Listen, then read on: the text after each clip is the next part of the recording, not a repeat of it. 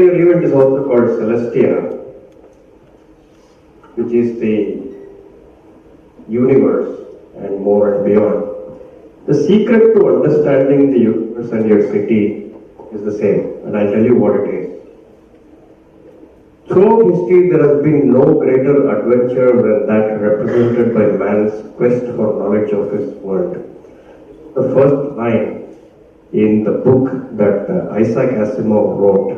He's a prolific American science fiction writer who helped us discover the world and the universe. But however, lately we interested in leaving this earth and going discovering other planets. Instead of understanding what problems we have and how do you come up with solutions for the one that we are currently living in, right?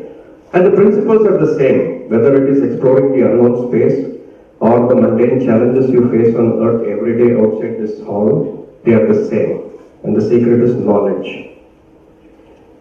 Marshall Goldsmith wrote, it was called What Got You Here Won't Get You There, right? We can go back in history and understand what got us here.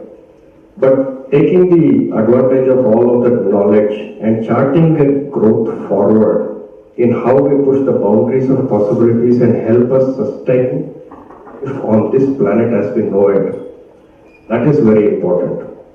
If we fail to do that, we will face insurmountable challenges and problems and hardships, and we should be willing to live with that, right? This becomes the key of how we move forward. I personally got into understanding all these things a decade and a half ago, right? I used to complain a lot, never understanding the root cause of why these complaints remain unaddressed. Have you heard of the cliche, ignorance is bliss? Well, I should have listened to it. I would have blissfully carried on with my life and not had any problems. But no, I poked my nose into understanding the world around me. And here I am giving it a TEDx talk on how you should poke your nose and try to understand more than what you see as apparent around you. And just because I do a podcast, people think I know a lot. No, I don't. I really know nothing. But my guests do. And why I have them on is because I am selfishly trying to understand something. I want to know more. And you know what skill I acquired? The ability to be curious, to ask the questions, to know more, to update what I already know with new information I might get from my guests. In over 70 episodes of the podcast that I host, I learned many things, one of which is the urban setting that we live in is very complex.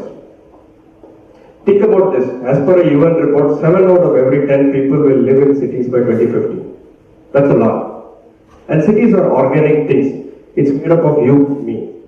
It's an aggregation of the behaviors each one of us is exhibiting out there, right? And collectively, the problems we create and the solution we come up with determines where we land up.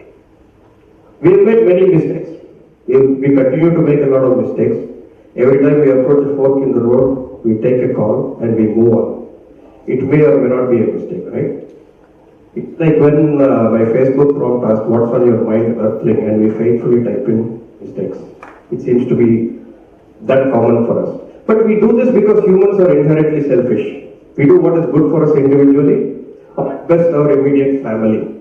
We do not factor into our decisions how they affect a larger set of people in the city and the world around us.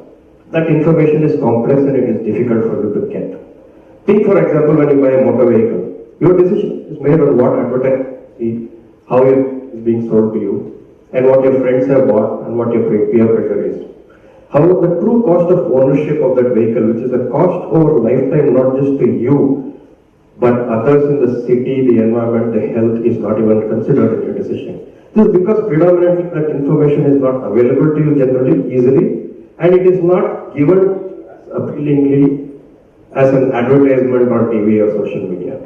So how do we minimize all? How do we make better decisions? It comes down to knowledge. How do we acquire this? In this particular example, you need to seek more information and the impact of your choices and respect it. And the way I've been talking to a lot of people around here, it's a better generation that I see. And respecting those choices is very important because this mistake starts becoming bigger and bigger as you go along because you've chosen a fourth. It becomes very hard to curtail and the government starts getting involved. There are bans, there are rationing. You don't want any of that. So we might as well make the choices that we make, which is better. Deeper knowledge of how decisions are made in society is something we should all strive to acquire. Why is that? Because knowledge of immediate choice is not the only thing that you are looking at. There are larger schemes of things that you need to understand. The pillars of democracy itself, the government, the businesses, the society, how do they all interact with each other? This is something we need, everybody beginning to need to understand. This is what I try to bring attention to as individuals. This is known as the state, market and society triad in public policy. It might seem a little off for you, but it is something that you will begin to understand. Each of these logical pillars have a role to play. Individual freedoms are the cornerstone of society, we all know that. Each of us has the freedom of life and liberty to enjoy nature, to relax, to have a family and interact with each other. The market or the business is an interaction between each of us. It's an expression of our freedoms to trade amongst each other, work with each other, make these choices, and collectively move this world forward with a lot of innovation and other things. But additionally, we have given the power or the monopoly of violence to the government under what we call a social contract. This is to allow them to police us when we make mistakes, when we eat, when we hurt each other, or we cause these collective problems like pollution and congestion of the streets. When we do this, allow them to come back and police us. The good outcomes that you see around you are a careful orchestration of these three pillars. And a bad outcome is when one few of these are having a problem. So anyway, what does this all mean to us? How do we keep this delicate balance? It starts with our understanding our biases as well. Each of us also individually carry a lot of biases. Humans carry cognitive biases. One of which I'll give you a few. We tend to value more what we lose than what we gain. This is called the loss aversion bias. I feel this a lot. I asked for space on the road for cyclists. It's only 1.5 meters. The car tire also did that. But people are afraid to come. Because what they lose of 1.5 meters is more what they value as giving them a whole lane. Right? You will encounter this. They are not with that one lane, but they are unhappy when they lose a lot of space to the pedestrian. This becomes a practical challenge that we face when we go on. Hyperbolic discounting is something we all face. It is what we value what we gain today, rather than what you may gain in an unknown future. We throw more waste or pollute in a climate-friendly future, which you can't touch and feel today. This is the problem with climate change, because you can't feel it, people don't value that. Anchoring bias is there, we make decisions, right? So you rely too heavily on a single piece of information that you already have acquired and ignore all the new information that is coming your way. So what does this all mean? You are unwilling to take on more news for the fear of it being negative to what you already know. It begins to show in your leanings. You already went to support someone and refuse to update your priors. And these are all human biases. There are many like this every day that you start feeling, you start looking at how you know these things and how you understand them. We exhibit this in our life every day. And knowledge of this comes not only from listening to your echo chamber. That's very important when I do these things, is to listen to more people who have a different thought process. You have to listen to multiple voices. You cannot listen to the echo chamber. We like listening to people who sound like ourselves and are unwilling to listen to other voices. We want to believe what we already know is right. This is when things begin to break down. Self-awareness when you are doing these things also begins to become important. And this you will say when you are all trying to make this decision. When you jump to conclusions, you are not able to verify facts. Right? Habits, these are habits that will make us better citizens, and this shows on the road. So the solution, not what we physically. It is all of these other things that is very important that you learn before you do. I gained a lot of this, a lot of knowledge by joining groups trying to solve problems. That's how I started 2 decades ago. This was pre-social media days. We didn't have that much of Facebook, Twitter, and all of these things. We went into online forums where we could brainstorm things. I was a part of one such group started by a bunch of tech geeks. We began to share best practices from across the world. We tried to figure out how to do these things in our city. We reached out to a lot of authorities with what we thought were brilliant solutions.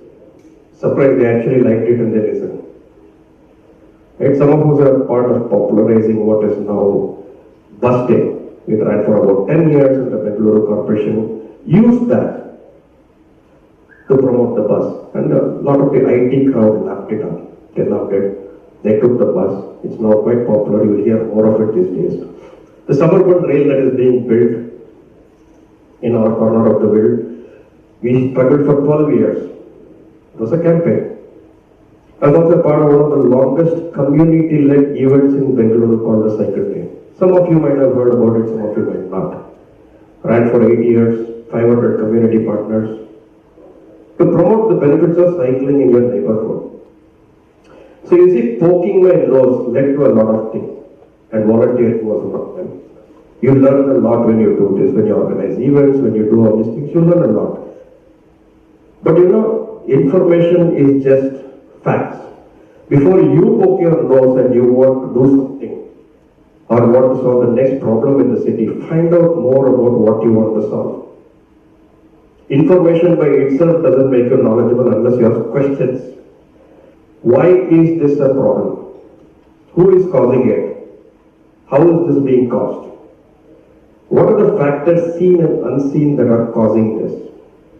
When should we solve this problem? Who is affected by the problem? More importantly, who will be affected by the solution that you're proposing? There may be unintended consequence of your solution to the people who are not directly benefited by it.